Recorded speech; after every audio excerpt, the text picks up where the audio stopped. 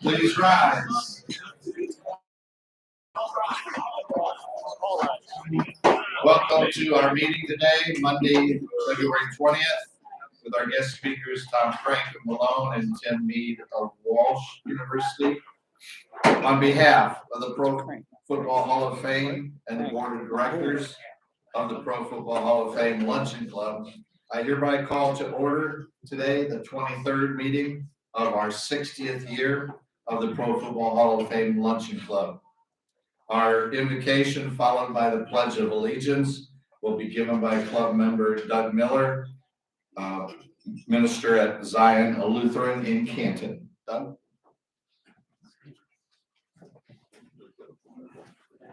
I don't know why I have to walk sideways anymore. Let us pray. Heavenly Father, thank you for the opportunity to meet here with good fellowship and friendship, and today to hear Coach Crank and Coach Mead speak about the great game of baseball. Thank you for the food which we have had. Thank you for those who prepared it, and thank you for those who served it to us. Lord, we pray for East Palestine, Ohio. They have safety there, and we also pray for our military, that they protect our freedoms.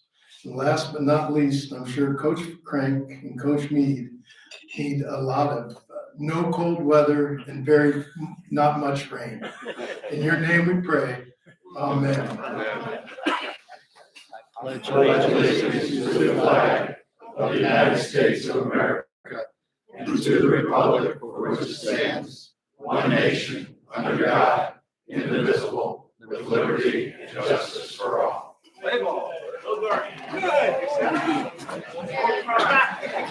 Play ball indeed. Okay.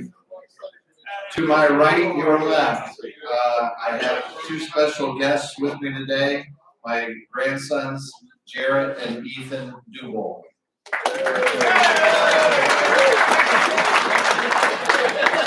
To my left, your right, our speakers today, starting with Tom Crank of Malone. Next to Tom, Tim Mead of Walsh.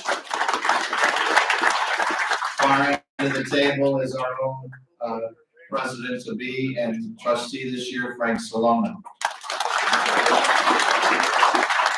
Down in front of me is, well, he was here. He'll be back. TJ Downing with Start Media. We appreciate them being here as well. Club recognition of our corporate sponsors to either screen beside me. All Cares Primetime Health, Dr. Peter Ferguson, Wilkshire Golf Course, and of course Liberty Ford. We appreciate their sponsorship. And at this time, I get the pleasure of announcing a birthday that we missed a week or so ago, and I'd like him to stand. It is for Walt Bud, most of you know him as Zimmer, who turned 87 on February 3rd. He's a charter member, Bud, stand up. He's a charter member on 63, 64. The class when this place was brand new, our club itself. So, Bud, thank you for your long longevity and happy birthday. A few of our long sleeve club quarter zip polos are for sale. They are $30. Tim, would you stand up and show them what it looks like? And turn on, give them a twirl. There you go. Got to do the full model thing. And they are $30. We do have mostly extra larges available, and there's only a few. Our club illness and death side of things, no deaths to report, thank goodness.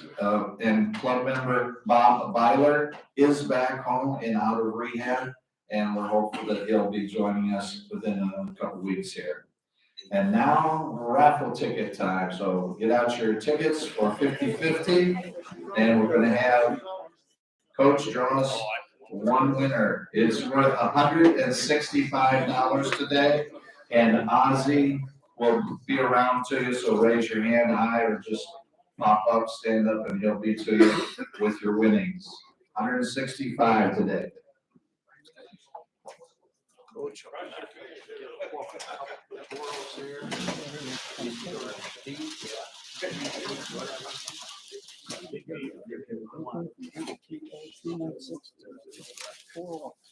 Going deep.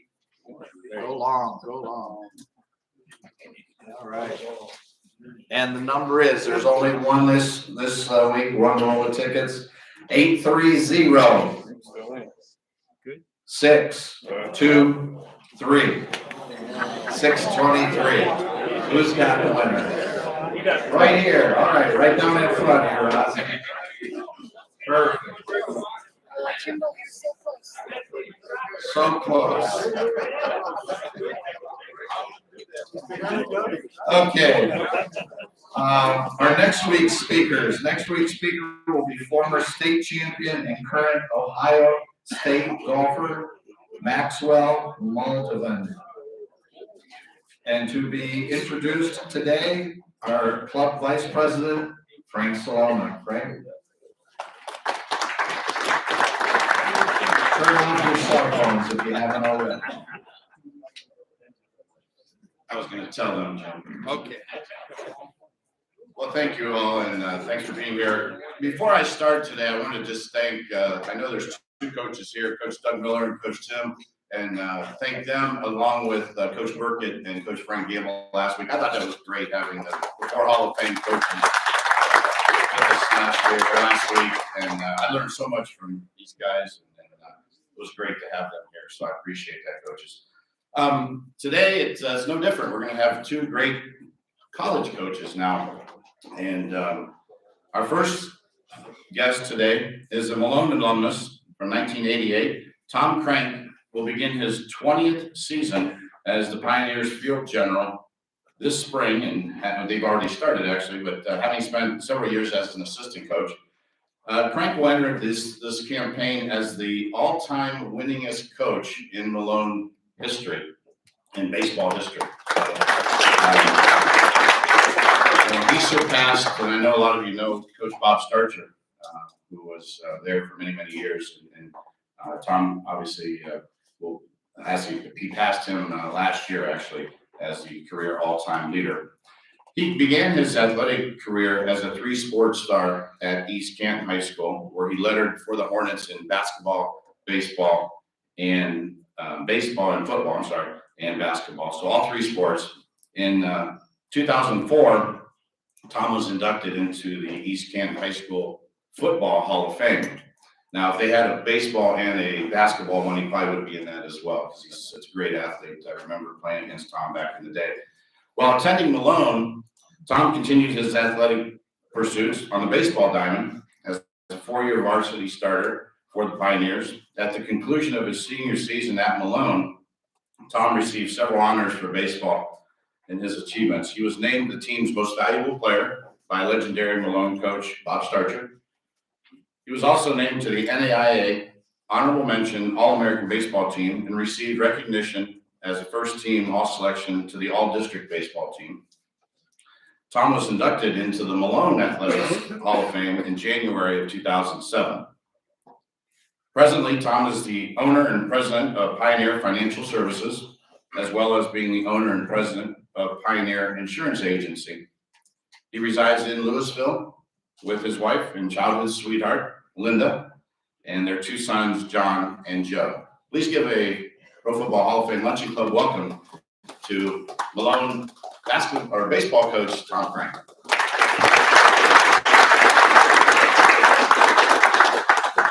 Thank you, Frank. First of all, I'd like to thank the Hall of Fame Luncheon Club and RJ for inviting Coach Mead and I tonight. I remember when I took the baseball job at Malone, they had told me that if you ever get asked to speak at the Pro Football Hall of Fame Luncheon Club, you've made it. So I don't know if I made it, but I might be a little close. Or maybe RJ felt sorry for me. I don't know. All right, I took the lead off today so we could get to the main speaker, Coach Mead. So that's what I've done. And I look back and I think, I'm the only person, I think, that has ever done this as far as with Coach Mead. And what I mean by that is, I've had the honor to be a baseball player on the other side with Coach Mead. When I had Coach Starcher, he was the baseball coach at Walsh, and I got to play against him. As a player now, it's truly an honor to coach at our university, which we have grade 2 universities. I don't think anybody's done that where as a player and then also as a coach. But Coach Mead has a great program at Walsh. He's a great coach. He's a great friend, and he'll be coming up later as the main event. So I think they gave me about 3 minutes, so I got to speed this up. So what I looked at is breaking mine down into 3 sections. One would be the past, the present, and then the future. First of all, the past, I grew up in East Canton High School, which Doug Miller is the head baseball coach there, and he's doing a great job. But growing up in East Canton, we loved it. And I look at all the guys that helped mentor me to want to be a coach, and I look at my football coaches, Sam Walters, Doug Schwall, that later went to Louisville, basketball coaches Paul Rashowski, and then the late Joe Pangrazio. Coach Pangrazio was a great coach. And then I look at my baseball coaches, Doug Potts, and then the late Bob Eaton. And then if you ever think of East Canton, you got to think of these guys, Lee Sternberg, Tom Davis, and Greg Shadle. All 9 of those guys had something to do with me wanting to be a coach. And the best part of East Canton, in my opinion, is I met my wife, Linda. And as much as I've been coaching for all these years, been at Malone for 27 years. She's been a major part of everything we do. Like, she's back right now getting things organized for our trip coming up. So, but she's been the best part of East Canton for me. And then I left East Canton, was going to play football and baseball at Mountain Union, got hurt in practicing for a football all-star game. Paul Farah ended up spearing me in the side. I bruised my kidney and spleen, and I couldn't play football. So I remember when I played the all-star game at Malone, Coach Starcher asked me to come to Malone, and I already committed to Mount. So after the first semester, I transferred over to Malone, and Coach Starcher, and I'll talk a little bit later about him, but just an incredible human being. And then I wanted to thank Jay Martin too. I was the assistant with him for 7 years and for giving me that opportunity. And then I look at my Class A League years. I played 21 years in the Class A League with guys like John Mazzarelli, that I know is the member here, Jeff Height, Mike Maley, Rocky Berkwin, and Don Boot Butchery was our sponsor. And I remember Boot every year would end up, he's like, guys, I'm getting 4 at-bats. And we're like, okay. And Boot was in his 50s, and he wasn't in good shape. Everyone knows that. But I remember him going up, and he got a base hit, and this was in one game. He had 3 hits already, and his 4th hit, he hit a base hit to center field, and the center fielder threw him out at first base. And he was upset about that. So, but no, Boot was a great giving guy.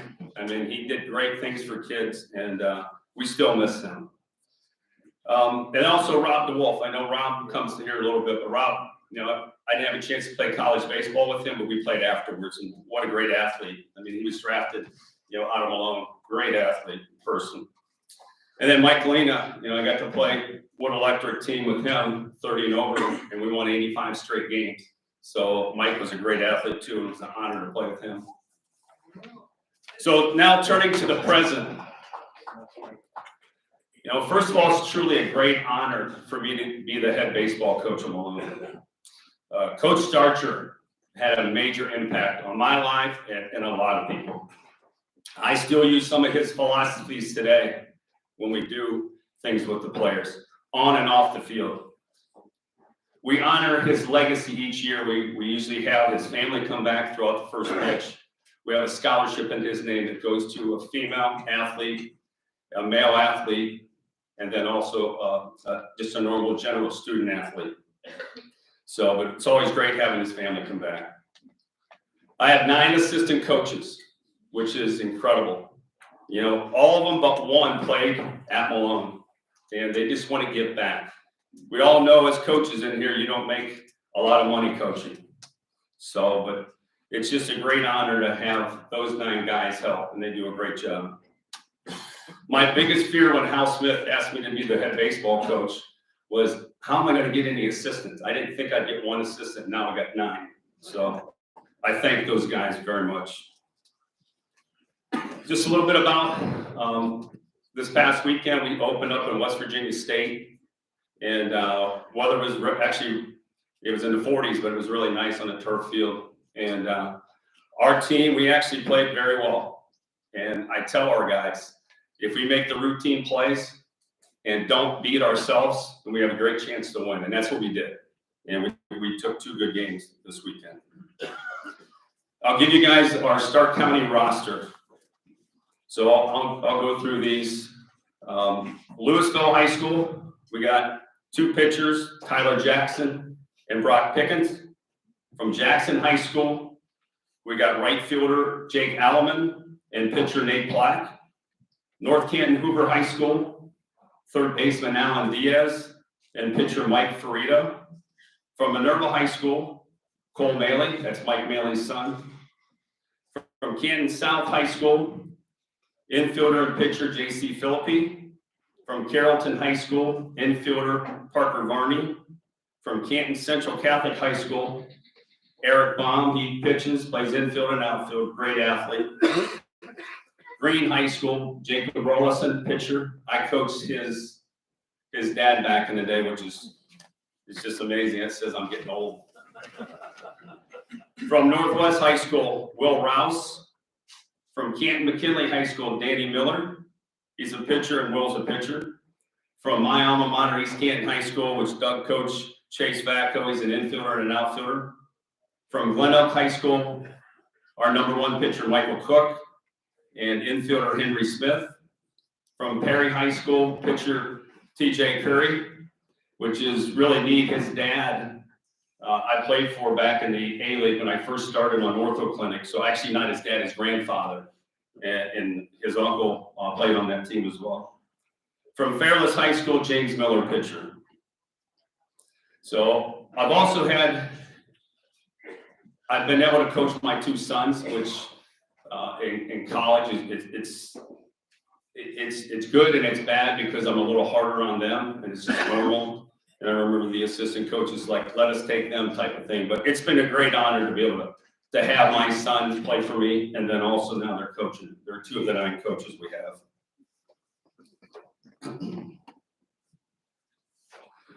All right, so let's move on to the future.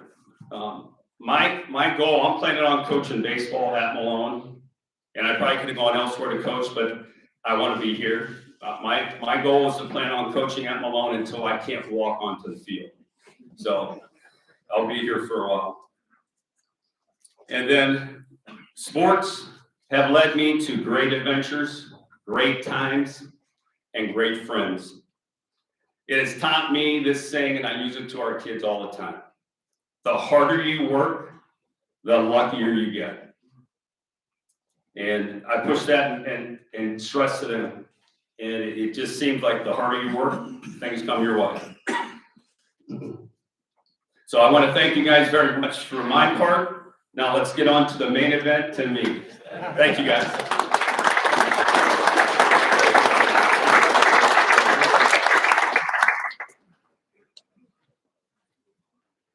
I don't know if I need to build up to Tim anymore or not, but I'll give you his bio, and then we'll end up bringing them both up after Tim addresses the crowd, and then you guys can ask your questions. But Walsh University alum, Tim Mead will begin or has begun his 40th year in the Cavs dugout this season. He recently guided the Maroon and Gold to his 4th consecutive postseason appearance, following an appearance in the Final Four back in 2018.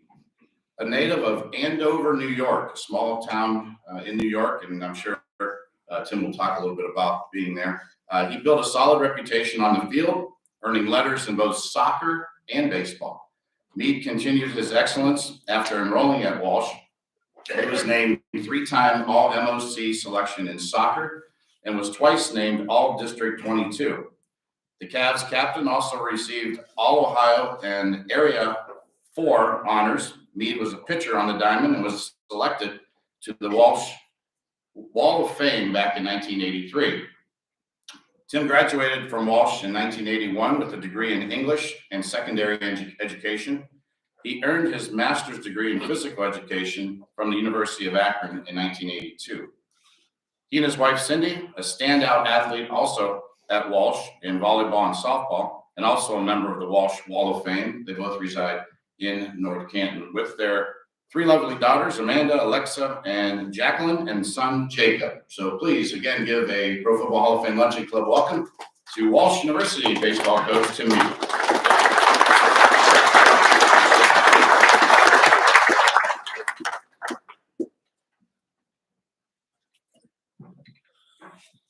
All I can say is, Coach Crank, you just wait, buddy. I'm early in my career, and we're playing Malone at Walsh. We used the first base dugout at the time, and we had a young man named John Philippi from Canton South High School, played for Coach Miller. John's pitching to Jim, and I noticed Coach Starcher kept taking one of the players over into our batting cage and working on something. That player was a guy named Tom Crank. We get to the 7th inning, that 1-0 game. Unfortunately, we throw a low and in fastball, which later on I find out is Tom Crank's strength. Tom goes ahead and hits a 2-run bomb. Malone wins 2-1, and our season wasn't the same after. I can tell you this, though, that was the last game we ever played in that first base dugout. That no opponent is ever using our batting cage again during a game. Coach Crank had mentioned about Coach Starcher. I can't begin to tell you, and I know most of you know him. We had played a doubleheader at Malone, and of course Malone had won those 2 games. We're going through the line, shaking hands. So I get to Bob and we shake hands, and he says, "Coach, how about if we go to lunch tomorrow?" And I'm like, "Coach, you just smacked us around. I'm not sure I want to go to lunch. Come on, we'll have fun." Okay. Let me tell you, it was one of the best decisions of my life.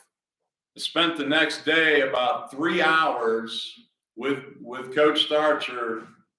I couldn't tell you what we ate, but I know the waitresses kept coming back and it was like, "Can we get you guys anything? Are you getting tired of talking?" He was a mentor. He was a friend. He helped teach me the game. He helped me teach character to young men. Malone had a class called Teaching and Coaching of Baseball, and Bob loved teaching it. And I'm like, Walsh will never allow us to do this. So I used Bob's syllabus, presented it to our academic people, and it took about 8 years for it to finally get approved. So the first call I made when it got approved was Coach Starcher. Let me tell you, it couldn't have taken him very long to get his car down Market Avenue, because he was in my office within about 10 minutes with his syllabus, his book. It was like we had just won the lotto together. And never forget that. 20-some years later, I get to continue to teach that class. And we've had all sorts of different student athletes. We had to convince our universities it wasn't just for baseball players, business majors, what have you. And to this day, I always tell them the story about Coach Starcher and his passion for helping people. And because Walsh and Malone have always had a great rivalry. When we played Malone, it was so special playing with Coach Starch, and now it's been the same way with Tom. And we're enemies for one day, and then after that, whatever we can do to help each other. He is a true friend. I don't know how he does what he does to be a president of a company. He knows so many people. Kills me in recruiting. It's so hard. I just have to go look. He named all of Stark County and all the schools. We're lucky to get one here or there because Malone does such a great job of recruiting in this area. We've been so blessed to have so many coaches, from Coach Miller at Central, Coach Miller at Canton South. I see Coach Michael from Minerva, Coach Neff, Coach Hank Miller, Coach Joe Gilhausen, Tom Yingling, Dale Herbert, Bobby Neff, so many phenomenal coaches that I got to recruit from. They would give me a call, "Hey, Coach, we got a player for you." In the 80s, the 90s, it's been a true blessing what these men have done for Stark County. Legends, all of them, and they've given so much back. Been truly blessed to have been at Walsh this long. When I was there as a student, we had a president named Brother Francis Bluen. Brother Francis was one of the greatest humanitarians I'd ever met. Now you got to understand, Brother Francis is the same man that brought Mother Teresa on our campus in June of 1982. One of the most memorable moments of my life was listening to Mother Teresa and her graciousness, her humbleness, her humility, how much she gives to people. And Brother Francis meant so much. It's also the same president that went out and hired Bob Huggins. And I think you've had Bob Huggins here on an occasion. And Coach Hugs was fun to watch. My senior year, he had called the dorms and says, "Hey, I need you and Artie to come down and referee a basketball game." I said, Coach Hugs, it's Friday, soccer's over, baseball hasn't started yet. Typical college senior, we're having a couple adult beverages. And he convinces us we got to referee the scrimmage with Wheeling that day. The referees couldn't make it, snowstorm. So we referee the games, and we're in the third half of basketball. By now, any adult beverage that I put in is sweat out, exhausted, heads pounding, and there's a blocking charging call that we make against Walsh. Well, Coach Hugs proceeded to take his chair. Thank God no one was behind him. I think he knew this. He lets it fly, and Artie's looking at me. So I snuggle up to Coach Huggins, and I said, Bob, I told you, we had a couple beverages earlier. You know, he says, oh, no. You and Artie are doing a great job. Great job. Do you think I have everybody's attention yet?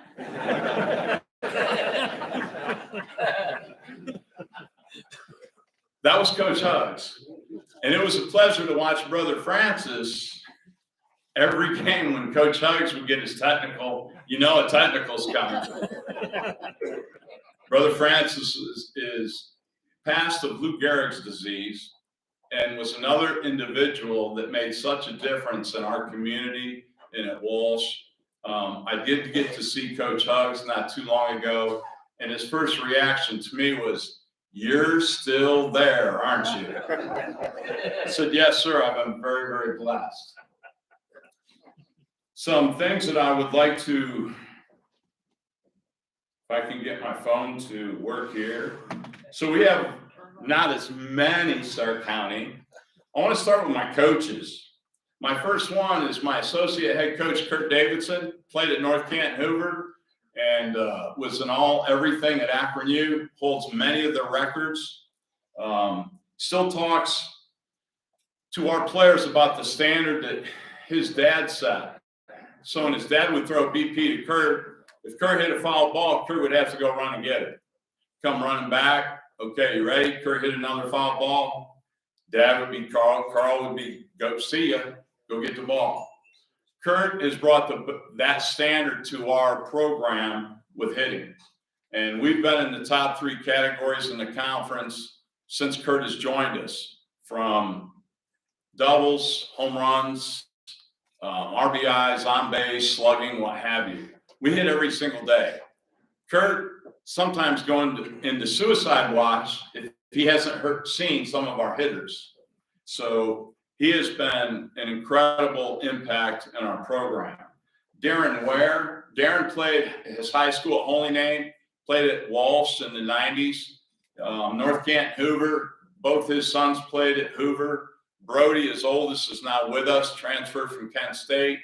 And then Tanner, his young, is a freshman at Oakland.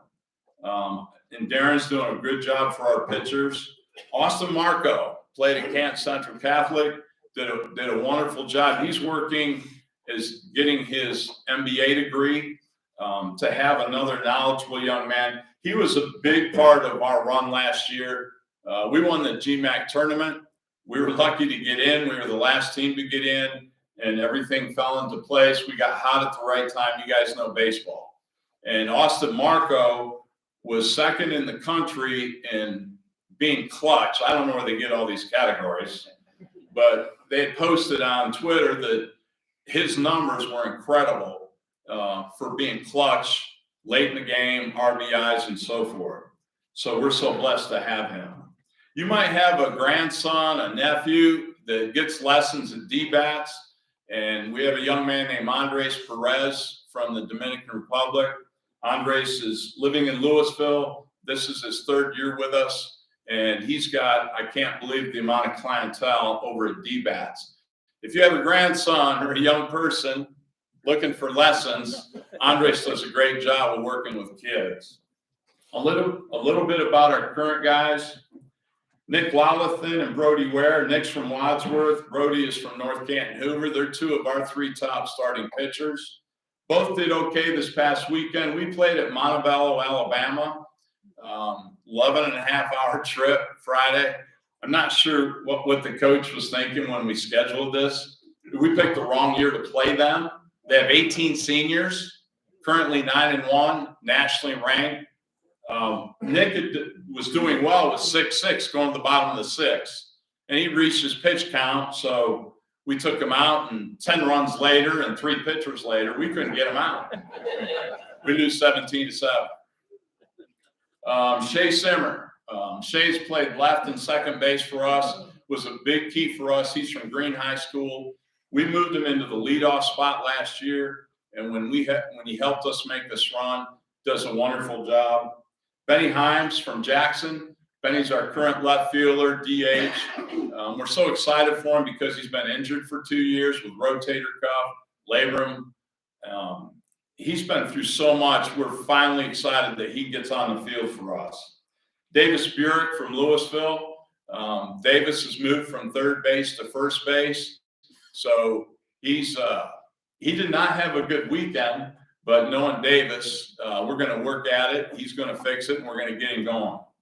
Andrew Morse. Andrew Morse is a sophomore from St. V. St. Mary. He has been outstanding. Last year as a freshman, he had 6 errors the entire season. For a shortstop freshman to come in and play that kind of defense, we led the league last year in fielding percentage at .967. And if it weren't for the 8 errors that we had in one game at Finley, we would have been around .970, which is our goal. So Andrew is the stellar shortstop for us. Benny LaFay. Benny LaFay is from Akron-Hoban, plays center field, plays second base for us, does a lot of good things. He is our mentor.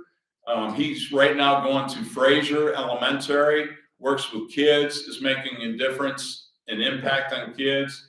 He's one of our officers on our student athlete council. So we go to Louisville Elementary. Every so often we read to the 3rd graders. Benny has been such a you need players, people like that can make a difference with kids. And he has been a true representative of our character and some of the things that we do. Pat Chickentele. Pat is a sophomore from Stowe High School. Pat is a pitcher, DH. Hopefully will come along for us this year. Matt McGrath is from Rootstown. He's just a great story because he's a walk-on. He's going to be a dentist. Now we're trying to get him to maybe minor in business so he can stick around a little bit more. This weekend, we didn't do very good. And Matt was 7 for 12 with 3 home runs. And their coach even said, if we can figure out a way to get that kid out, I'm hoping a lot of teams, including the one down the street, have a hard time with him. We're going to walk him.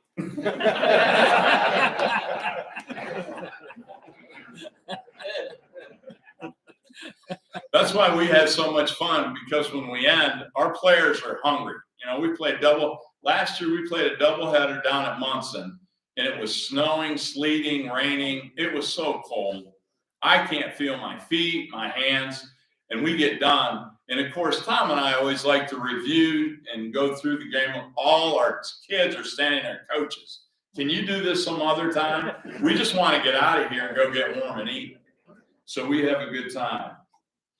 I'm very proud of the excellence that our players demonstrate. I told you a little bit about the Louisville, I told you a little bit about Fraser Elementary. MLK Day, our kids did a full at North Canton YMCA. They put in a full day. And whatever was needed, whether it's painting, whether it's working with kids, this is important for us, is giving back. And so we're excited for our kids. I could ask them to do anything, and they respond. And they respond in grace and humility and do a wonderful job for us. Academically, and people have asked, what's been a turning point in our program in the last 15 years? I think it's our academics, the young men that we get. 81%, we have 72 players in our program. So if you can imagine trying to keep 72 baseball players in a program happy, it's nuts. But both, and Tom and I are in the same boat in the fall.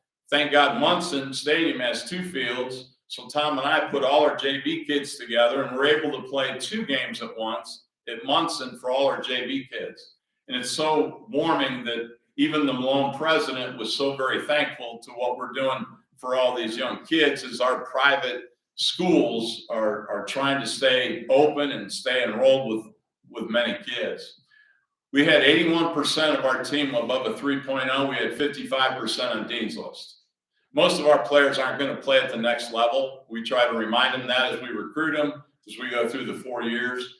And we have 7 times in a row now gotten the ABCA Academic Excellence Award.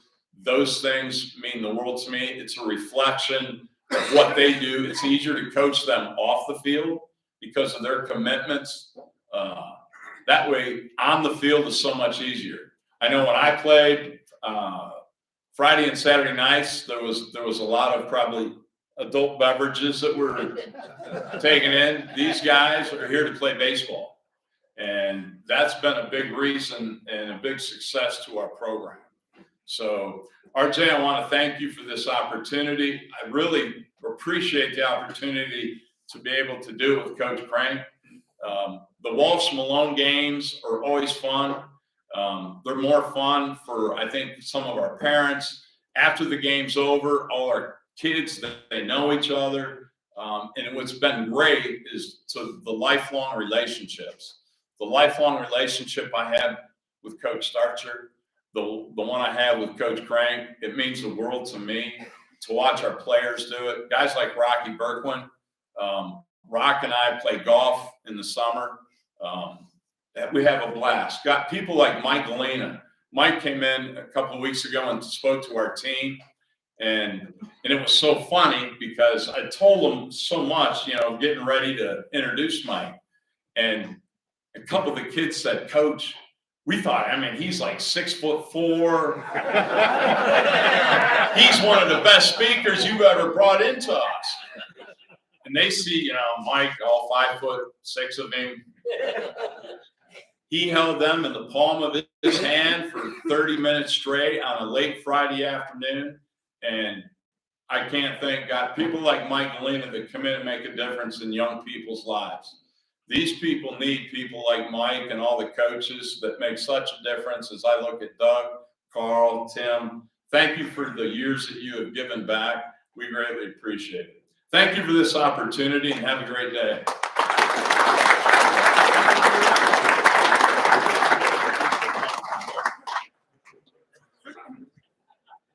I did say the main event, so. So we'll open it up to questions. All for Tim, though. He's the main event. Keep it up. Ask away. Do you play your Walsh Malone baseball games at Munson, or do you use each other's field? We use each other's field. Each year it's flipped back and forth.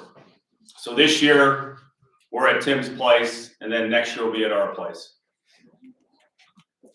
But we are playing one game in about a week and a half in Tucson, Arizona. We're going to go all the way to Tucson because we heard the forecast here wasn't very good. I finally convinced him to go to Tucson with us, bring his team out, so they'll have a great time.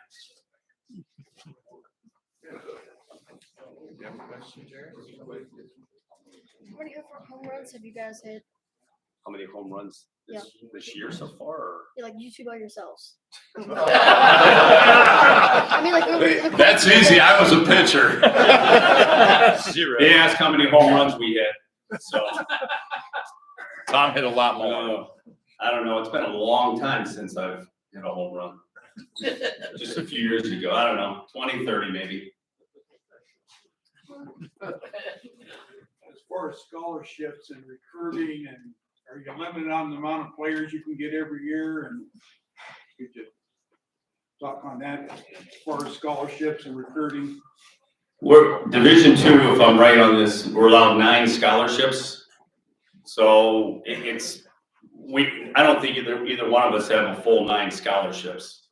So, but we can have as many players as we want, and then we just break it down and for scholarships for guys. Some of our JV players don't get anything beside the academics. It helped us last year by winning the tournament. All of a sudden, we had an extra 15, 20 kids that wanted to come to the program. And it's like, we don't have any baseball money left. They still came. And so we're trying to provide them the best experience.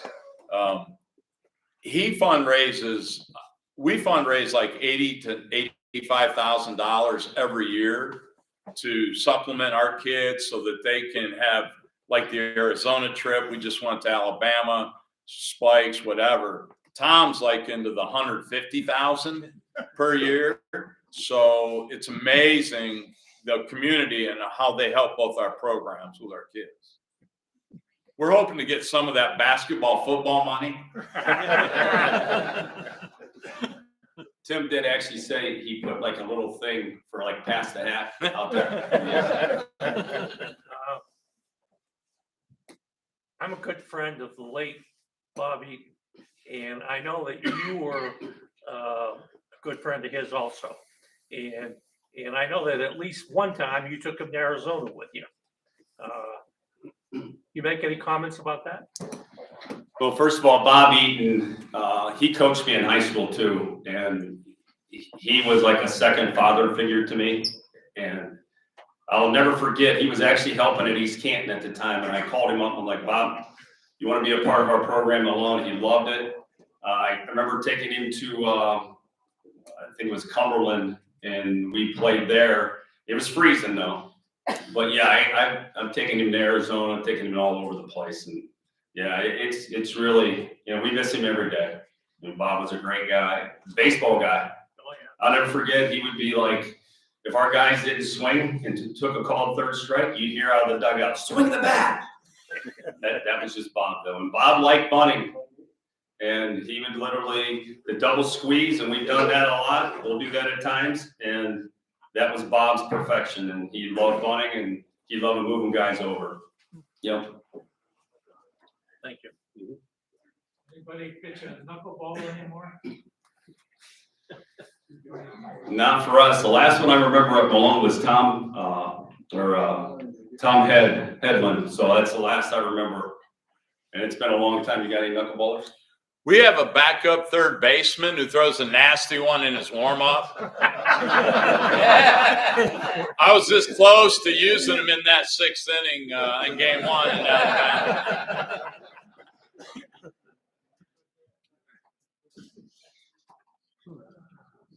Does either of your schools produce baseball schedules to the year? Malone or Walsh? Yeah, we have it on our website. Okay. Yeah, and it's something you can just get on there, and it's updated. Like, we just had to move our games from Friday, Saturday to Thursday, Friday because of the weather. So yeah, they're right on our website. It's different from the old days where we'd have a media guy, press guy, whatever. But because of the weather and the changes that are made with the weather, I can't imagine if Coach Michael, can you imagine playing baseball in February? I mean, we're playing baseball now. D1 opened up this past weekend. Akron and Kent both played. I mean, everyone goes 7-8 hours. So the websites are the way to go now to keep updated. So we do have a media guide that we give out. We have like a little insert. I think you guys still do the insert part of it too. Yeah. How's the umpire situation for college baseball? Is there plenty around or not?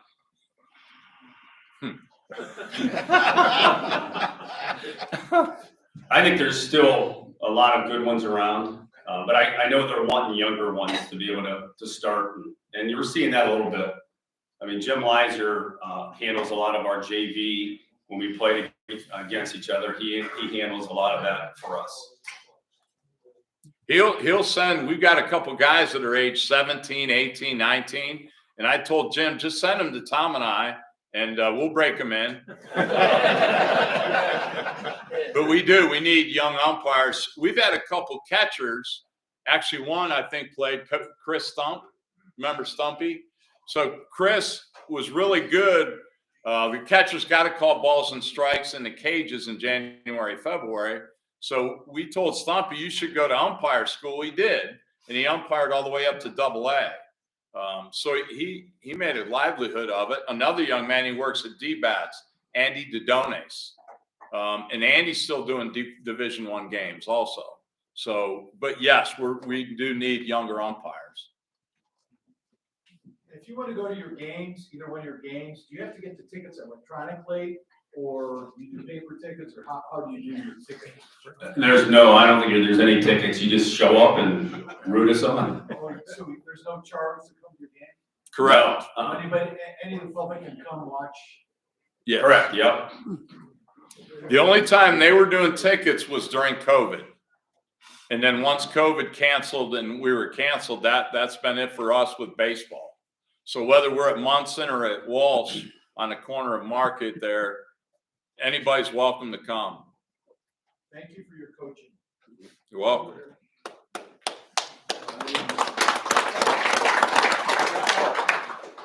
Is there any difference in the officiating this year?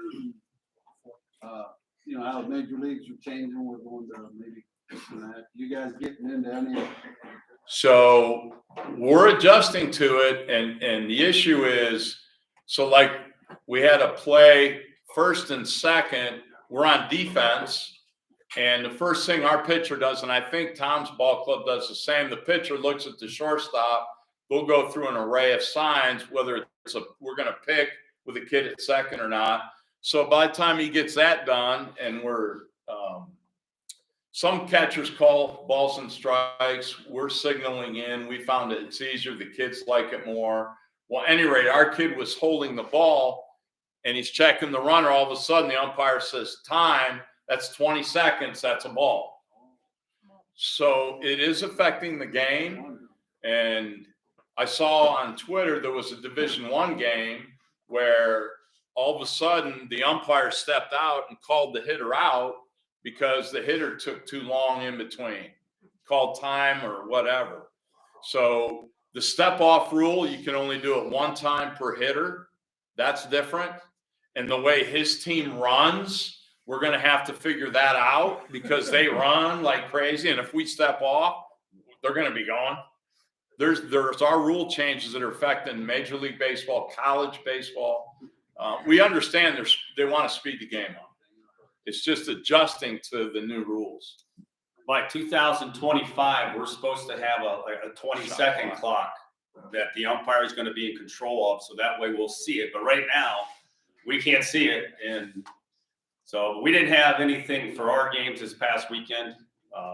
But we pushed our guys and stressed it to them a lot and said, "Listen, you're going to have to do it." But, I mean, it's going to happen. Each umpire, you'll have, like, for example, if Tim had our umpires this past weekend, you'd probably had nothing. You know, if he'd had Tim's, we probably would have had one. So each umpire is different in how they do it.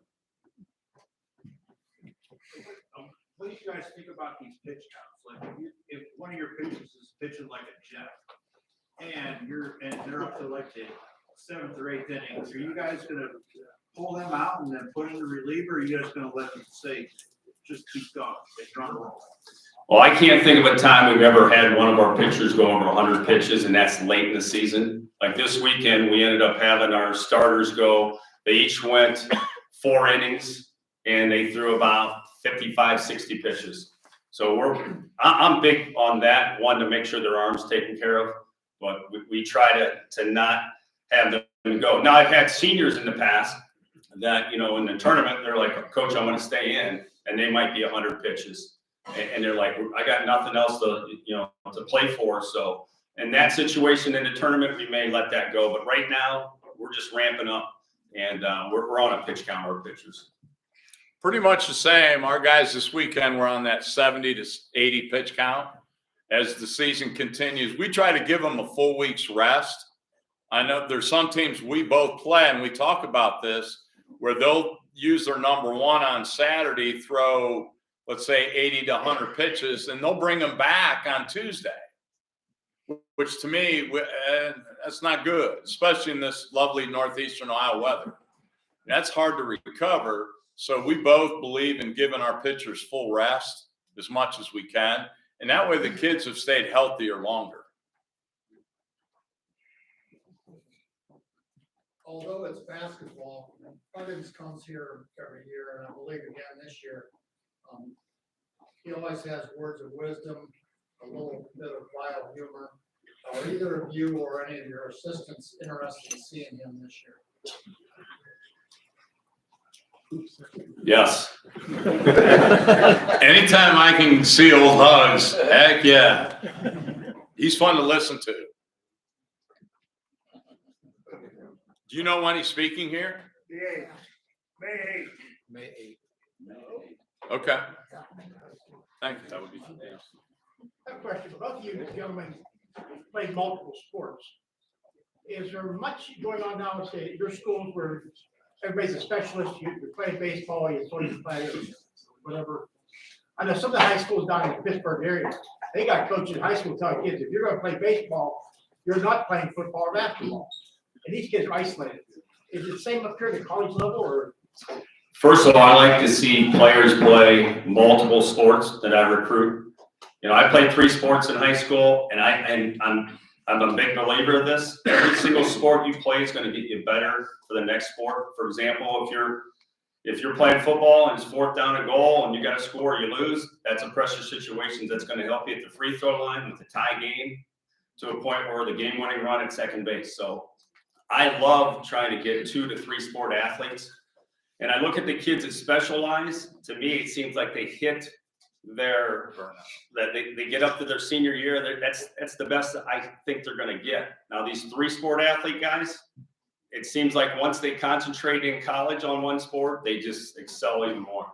So I'm a big believer of playing more than one sport. We're the same. We currently have a young man. He's our DH. He's from Warren, JFK. And he played football in the fall, was a linebacker, starting linebacker. Now he's playing some catch up in January, February. As soon as football ended, he got going with his hitting. And he had a pretty good weekend. He was 2 for 7, had some really good at bats. He's just going to keep getting better as the season progresses. We do the same. I'm just not a huge fan of that one sport because the other part of it, kids are getting burnt out. With summer ball, they're playing so many games and then come right into they got spring, summer, fall. They're not getting a break. And we don't want kids maxed out. So I think it's great that they're playing other things in high school. We had a kid too that played both basketball and baseball at Malone. Chris Miller, I don't know if you guys remember from Berlin Highland, was a great basketball player. He's a left-handed pitcher, could throw, he was low 90s. And he had a great career in both. Are you all using the bigger base now? No. Not yet. Yep. Are you guys having to? Is high school have to or not? No, they have not. Is high school, you guys have to wear helmets on the bases or not? Yeah. They make you guys now. I remember for years they didn't, and they made us do it. Any other ones? Do you know your all-time season records against each other? I do not. So, I think it's 50-50.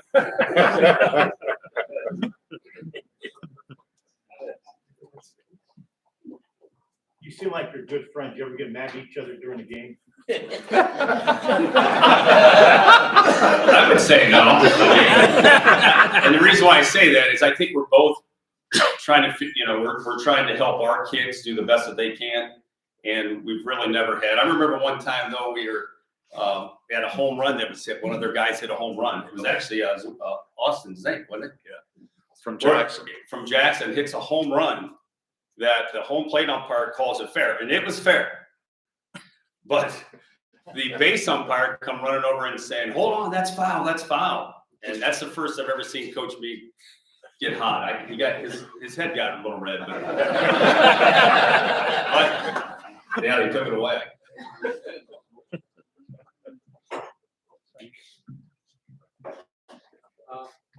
The question was if you hit how many home runs yet? I think you're hitting them with your coaching and your mentorship for your team. Thank you. Yeah. Thank you.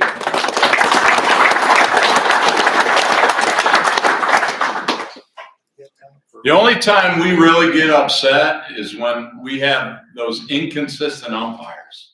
I let Tom start. I come in quietly, and then Tom gets back after him. He's good at it. I pledge not to talk to umpires this year. We get Other than saying hello. Do either of you have a quick baseball joke or a favorite? I don't. Not with two young guys here.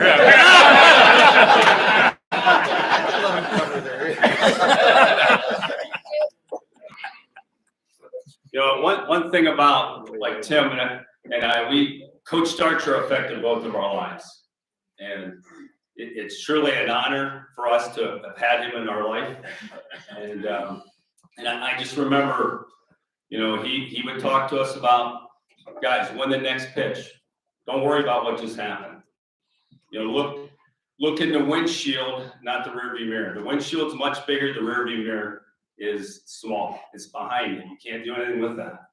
So, but that's just, again, Coach Starcher, and I know all of you guys probably knew him, and he was a great person, a great coach, and a true mentor to a lot of our kids that I played with in that.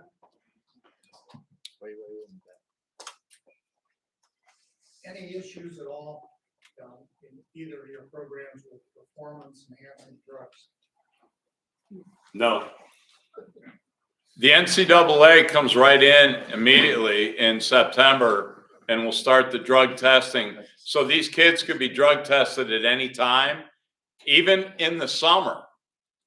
When they're home, away, I mean, NCAA has, so we have had no issues whatsoever. Because Tim and I have probably one of the biggest rosters other than their football and that. It always seems that our baseball guys, it's a random pick, always are randomly tested. And our athletic department, our athletic trainers, they do a great job of just making sure kids aren't taken. Like, for example, you'll get a kid bring something in, hey, can we take this? We have them go to our athletic trainer. They'll research it on the NCAA website, and you can call people and talk to them. And most of the times they can't take it. No, we talk about, make sure that they're doing the right things. Just kind of a comment is that you two individuals are a very, very strong credit to your universities. And your universities are a very strong credit to our community. And I just congratulate both of you and wish you the best of luck. Thank you. Thank you. Thank you.